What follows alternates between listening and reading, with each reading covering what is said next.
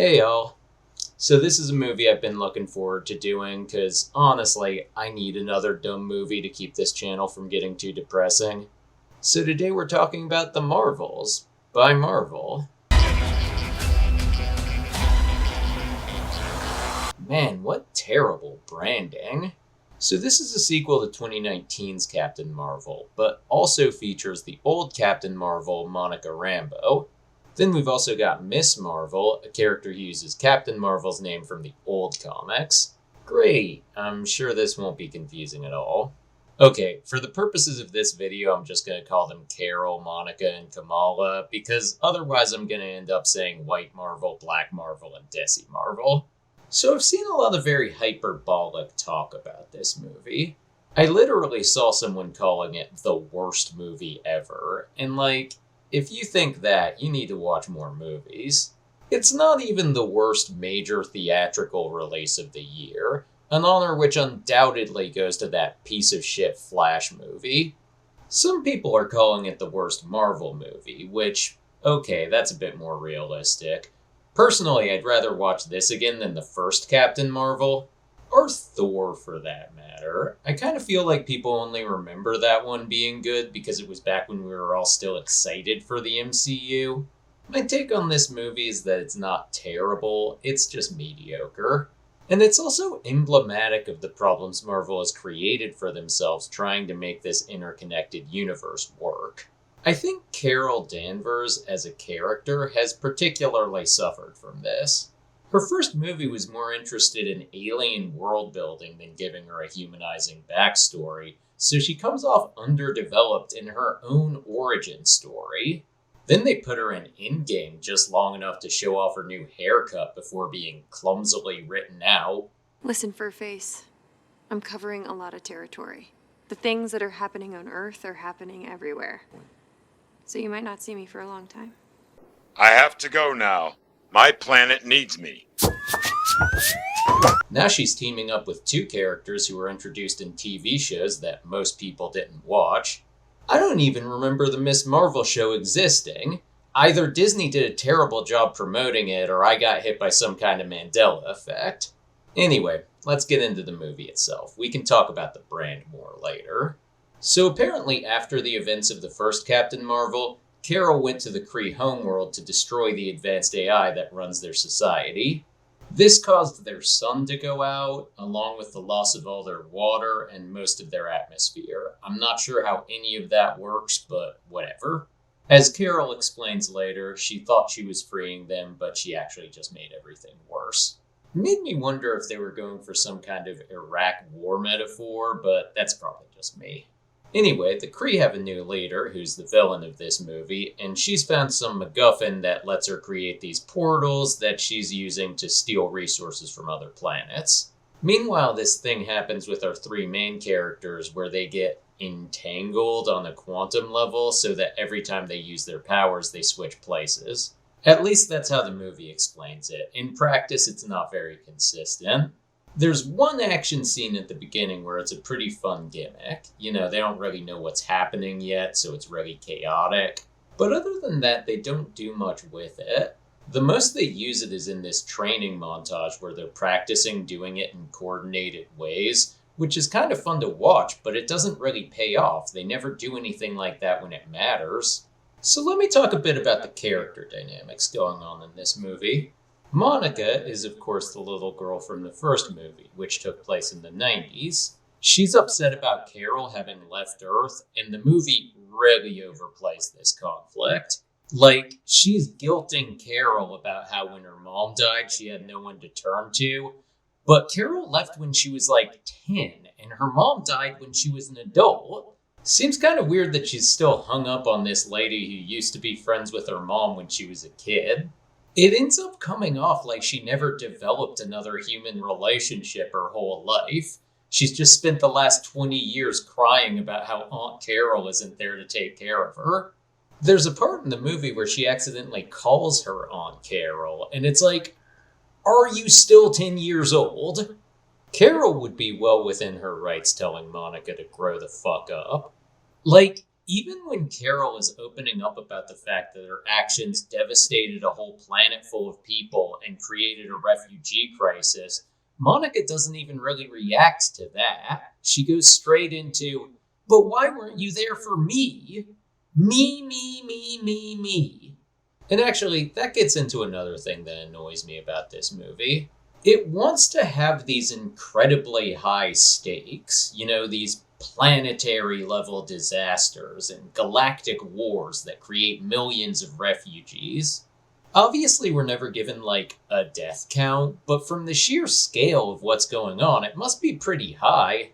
And yet, in the movie, those elements always feel like an afterthought, something less important than the forced drama happening between these characters.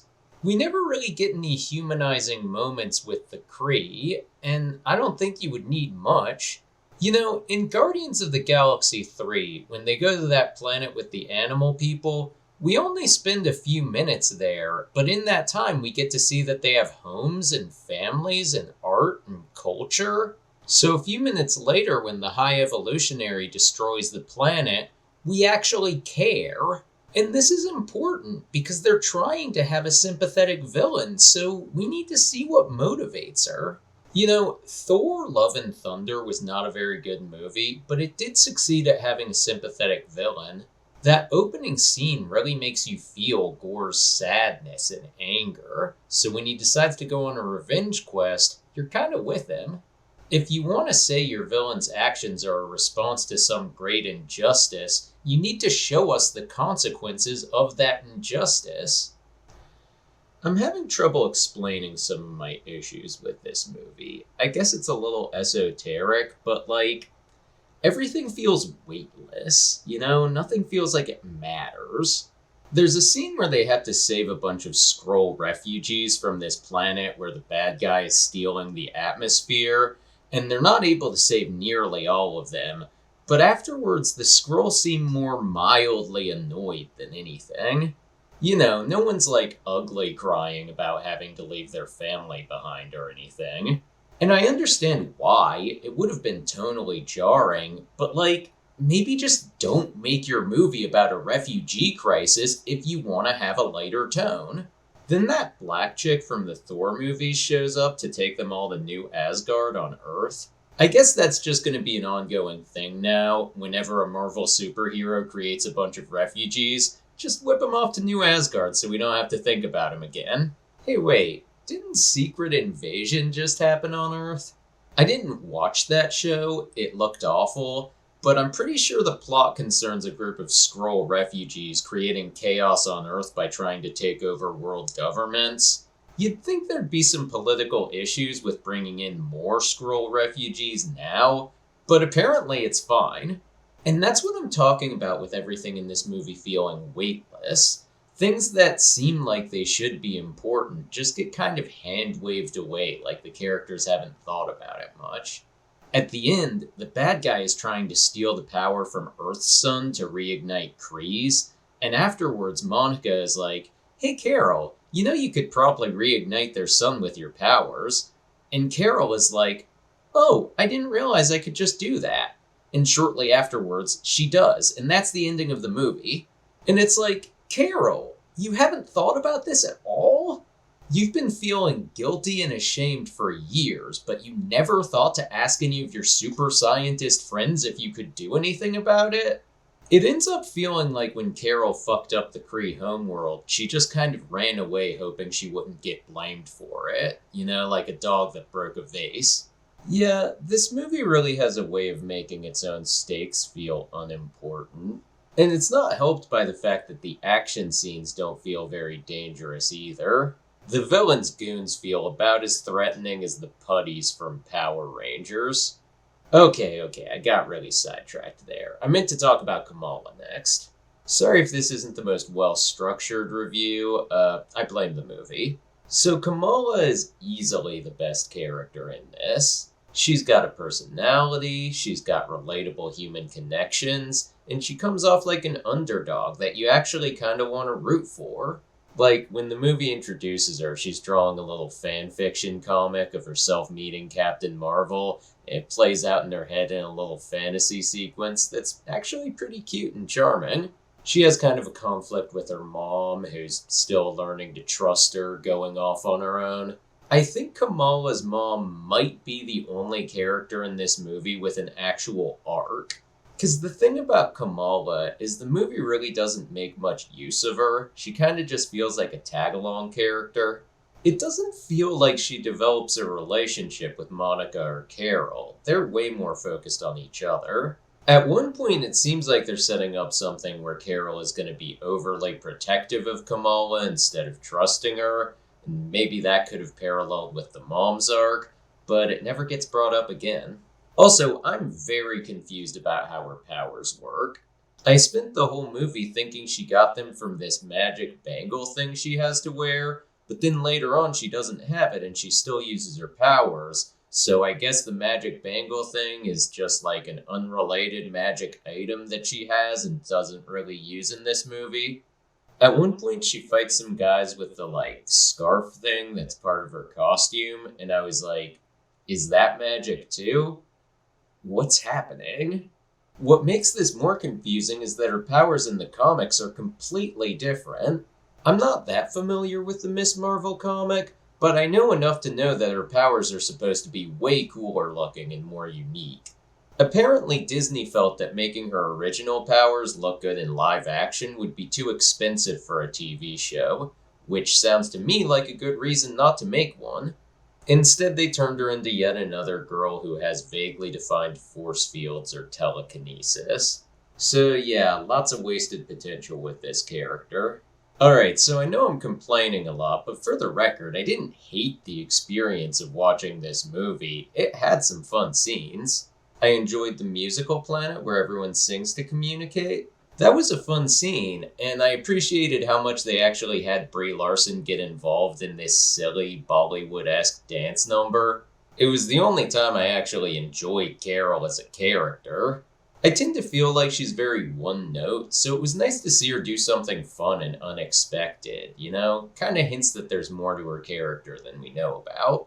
But it's just kind of a set piece, It doesn't really have anything to do with the rest of the movie.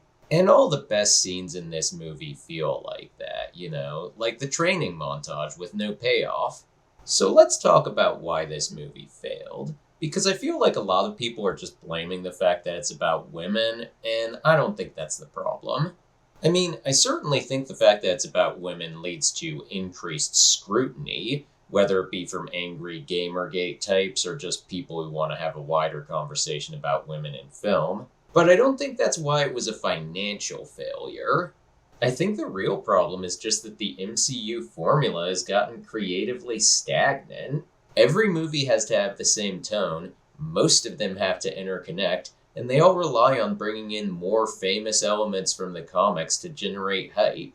That doesn't seem like it gives a lot of freedom to the creative side, and it certainly doesn't seem like a sustainable business model. After this movie, I was thinking a lot about how Marvel and DC got to this point where their characters are so iconic in pop culture. Compared to film, comics have always been a very low investment industry. If Marvel launches a new title and sales are disappointing at first, no big deal. They'll probably still run it for 50 or 100 issues. And that means it has a lot of time to find an audience, or get feedback and make adjustments. Likewise, you can experiment and try new ideas even in long-running titles. If a change is popular, it might become an iconic part of a character's lore. If not, you can go back to the status quo at any time. So in a sense, these worlds are the result of an ongoing conversation between the creative side and the audience. Comic book writers have spent generations being able to try whatever crazy ideas they want, and I think that's a big part of why they've stayed relevant. Meanwhile, in these movies, the stakes are a lot higher. If you spend $200 million making a movie and it bombs, you're going to have some angry investors on your hands. And you're going to have a hard time convincing them to finance a sequel. So you don't have much room to experiment with a character. Which is a shame. Like I said, I think Kamala has a lot of potential. Even with Carol and Monica, like I said, I didn't like them in this movie, but it's really just that Carol is bland and Monica is extremely underdeveloped.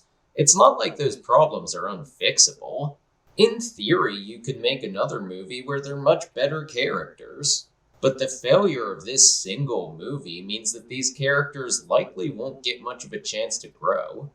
I guess it just gets me thinking about the limitations of the movie industry and why it can never ultimately nourish the same kind of fun, creative space that made Marvel and DC the cultural force they are today. If I could advise Marvel, I'd say they need to dial back the budgets for a while, make some smaller projects with lower stakes, try out some new characters. If and when you've got some new characters that people are invested in, then you can make a big blockbuster with them. And don't worry about crossing over so much. Let your writers develop their own projects without the pressure of having to involve the wider universe. But really, I doubt that Disney execs are going to take the right lessons from this. More likely, they'll just decide that female-led movies are too much of a risk. Judging by how Disney handled the fan response to The Last Jedi, I wouldn't be surprised if they try and get Robert Downey Jr. and Chris Evans back in some pathetic act of desperation. Okay, let's close this out by talking about the post-credits scene. This might be the worst one I've ever seen. I fully believe that Marvel has no idea what they're setting up with this. It just seems like some desperate attempt to float ideas and see if there's any interest. Because it feels rushed as hell. The CGI on Kelsey Grammer looks awful, and they don't say anything that even hints at where this is supposed to go. It's just, look, here's these two characters. Please clap. My theory as to what happened here is that the movie originally had an after-credits scene that featured Jonathan Majors, so they had to shoot this at the last second to replace it. By the way, can we finally retire the Fox X-Men? I'm fine with Hugh Jackman being in Deadpool 3. That's kind of different because of the parody, fourth wall breaking stuff those movies do. But I kind of thought we had all agreed that that franchise ran its course.